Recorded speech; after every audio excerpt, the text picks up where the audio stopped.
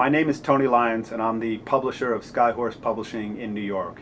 We were founded in 2006 and have published roughly 4,000 books since then under 12 imprints after acquiring 7 other companies.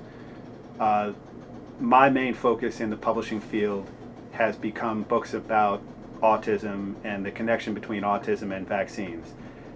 The reason for that is that my daughter Lina, when she was just over 3 years old, about 2 weeks after her measles, mumps, and rubella shot, began to regress into autism. It started with a massive seizure, and her whole personality, her ability to speak, her ability to socialize, just went through the floor.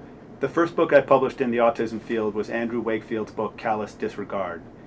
Clearly it was a very controversial book, but what I found when I got to know Andy and when I read the book very carefully, it felt to me like he was really getting railroaded, like his points were very valid, both about how he was getting railroaded and about what his research was and where it was leading. And I felt that it was a turning point in the health of children all around the world. And I became convinced that I needed to be part of the process to set that right. One of the fascinating things was to read about Paul Thompson, who most of you have clearly heard about, who committed serious crimes, and yet his research is still touted as the most reliable research on vaccine safety in the world. This summer, when the news of the whistleblower William Thompson from the CDC broke, it became even more of an issue that needed to be handled now, where we have real solid information that the American public has been lied to. So not only points of view, not only things that are logically incorrect, not only things that scientists and doctors have been saying for many years can't be true, but now we have somebody at the CDC who says that they have deliberately and systematically falsified their own data. This fall we have an especially strong lineup of new books in the autism field. One of them is on the vaccine court and how it works and how it doesn't work. One is on the history and present state of vaccine injuries, which I think is a story people really need to hear.